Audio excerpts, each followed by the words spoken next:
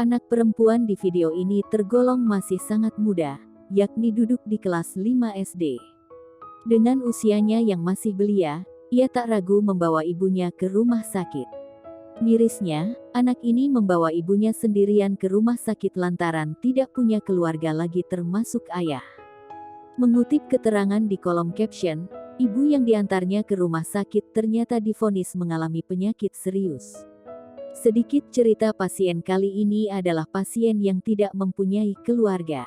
Anak kecil ini kelas 5 SD mengantarkan ibunya tanpa seorang keluarga dan ayah, dan ibunya divonis dengan penyakit yang serius, ujar pemilik akun pada Selasa tanggal 26 April tahun 2022.